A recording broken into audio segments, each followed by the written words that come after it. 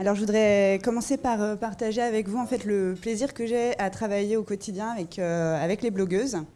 Dans mon métier, donc au sein de mon équipe de community manager d'abord chez Prisma, et puis avec la communauté de blogueuses en général, dans le cadre de mon activité de journaliste pour le magazine As You Like, qui était d'ailleurs à l'entrée à disposition.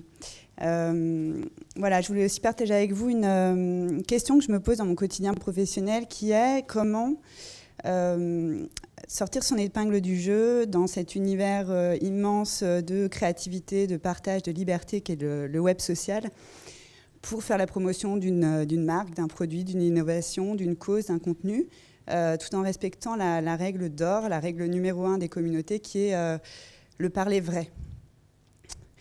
Moi, cette question, enfin la réponse, je la trouve dans la conjugaison de mes 3 activités. Personnellement, je suis blogueuse depuis 3 ans parce que j'aime partager mes découvertes, mes réalisations. Je suis journaliste parce que je pense qu'on a tous besoin d'informations fiables et de qualité. Et puis social media manager, puisque c'est un métier qui a permis de créer un nouveau dialogue en fait, avec les communautés d'internautes.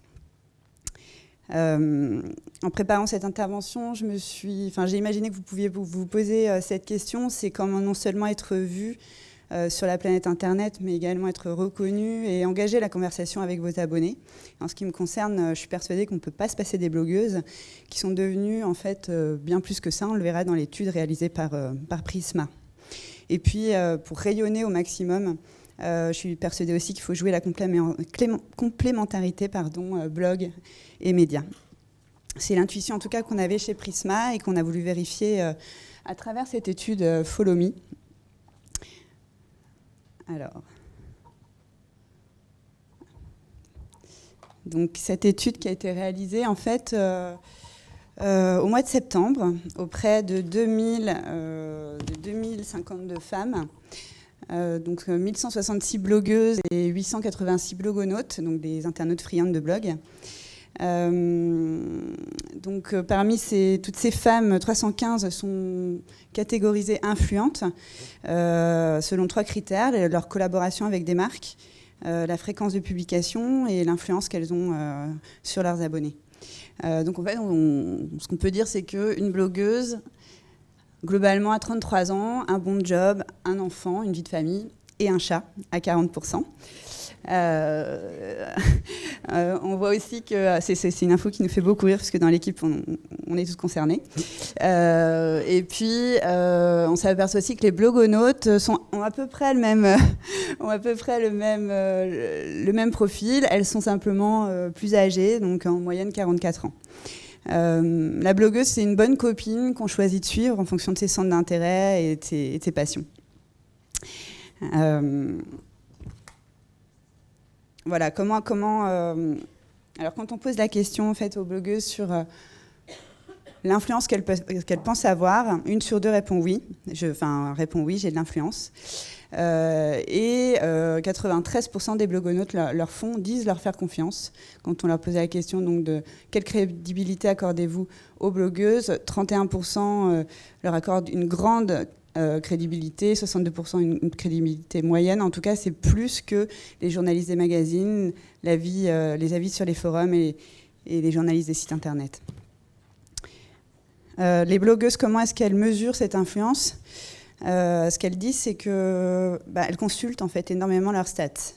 23% consultent 1 fois par jour leurs statistiques. Elles répondent aux commentaires, elles connaissent leur nombre d'abonnés, et puis elles mesurent aussi cette influence par le nombre de sollicitations par les marques. Les internautes, eux, déclarent aussi avoir déjà acheté, surtout un produit de beauté, vu sur un blog, à 35% pour la beauté donc, et puis 27% pour la mode. Dans le top 10 des blogueuses jugées les plus influentes et les blogueuses préférées, à la fois des blogueuses elles-mêmes et des blogonautes, on trouve Et pourquoi pas Colline, Make My Lemonade, Natasha Bird, c'est le blog de Betty et Enjoy Phoenix. Alors comment se joue cette influence ? Qu'est-ce qu'il y a derrière cette influence ? Comment ça marche en fait ?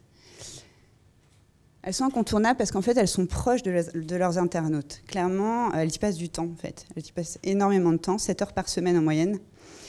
7 heures par semaine à répondre, à poster déjà, à créer des contenus, à prendre des photos, mais aussi à répondre à leur communauté sur tous les réseaux. Donc on peut dire en fait que les blogueuses ne sont plus uniquement des blogueuses depuis longtemps maintenant, elles sont des influenceuses multimédia, multi-réseaux, et elles sont présentes partout. On s'aperçoit que les youtubeuses consacrent beaucoup de temps, 8h40 à l'animation de leur chaîne et à l'animation de leurs réseaux sociaux. Alors ça crée quelques tensions, notamment dans leur vie de famille. 6% avouent que voilà, au niveau de leur vie de couple, c'est pas l'idéal, mais bon, quand même en général leur compagnon est le premier fan de leur blog et les aide même à prendre leurs photos. Elles sont hyper régulières, c'est-à-dire qu'elles postent, 55% postent au moins une fois par semaine et 8% tous les jours. Elles connaissent leur communauté, leurs habitudes, les heures de publication, 80% programment leurs posts et leurs billets blog. Et puis 4 sur 5 répondent systématiquement aux commentaires de leurs internautes, de leurs abonnés. Voilà, donc le temps passé crée la proximité et l'influence. Une autre raison qui explique cette influence, c'est que en fait, les internautes et Google les aiment.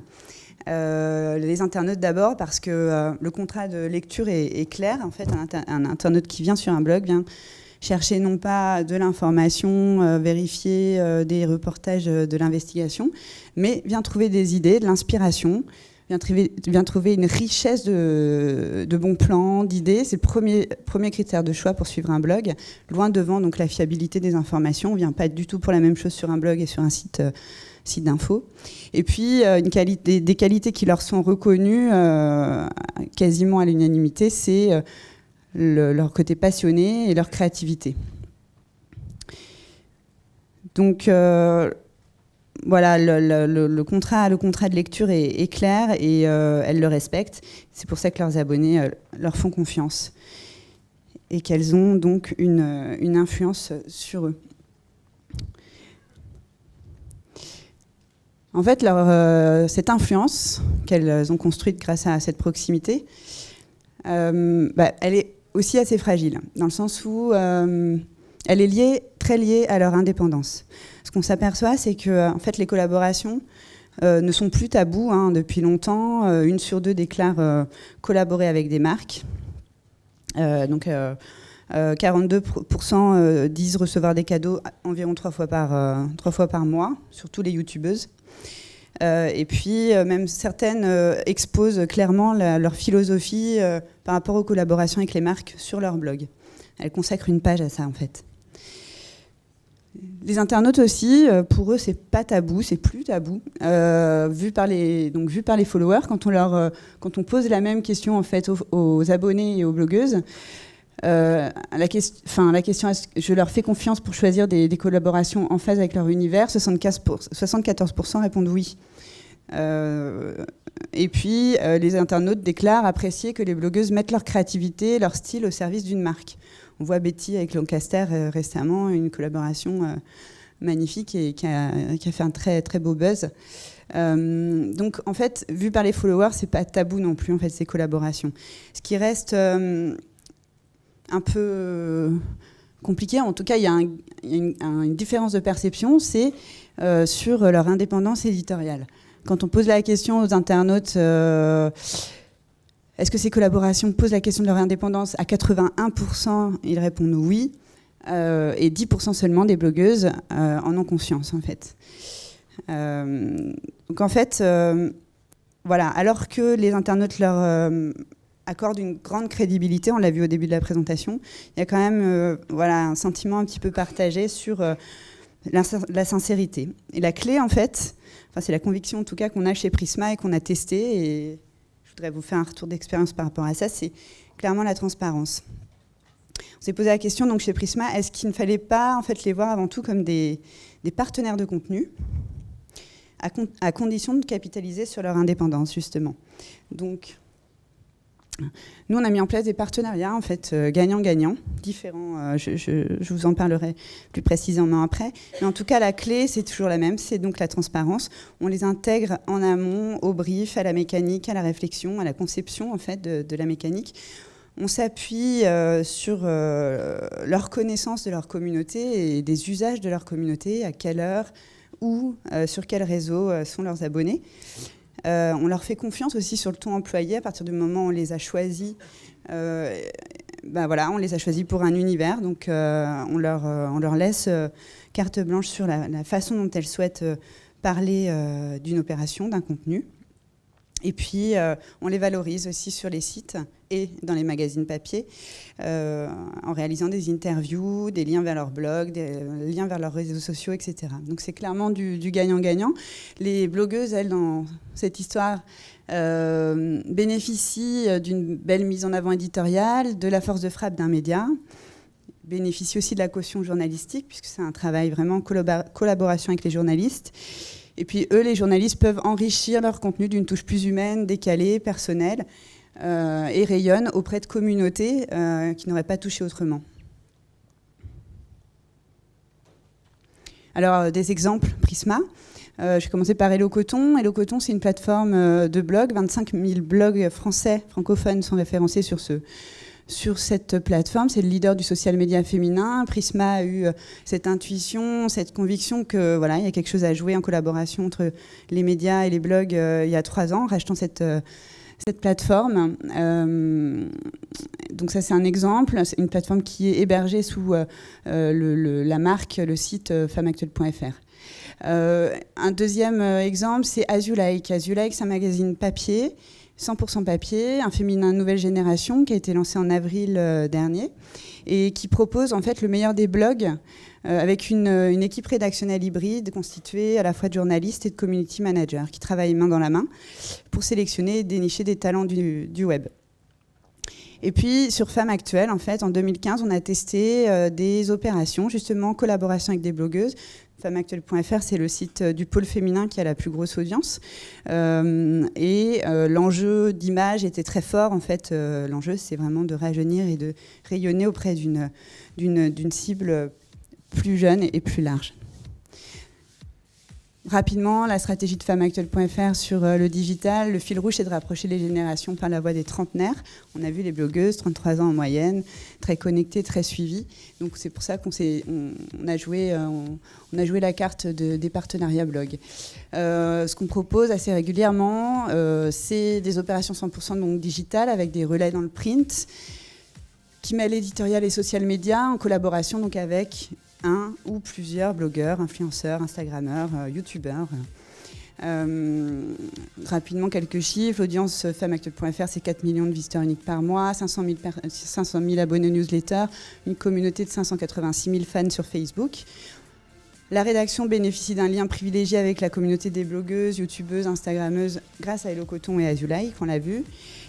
Les équipes édito et social media travaillent ensemble pour adopter un ton interpellant et inciter les communautés à s'engager, à partager, à commenter.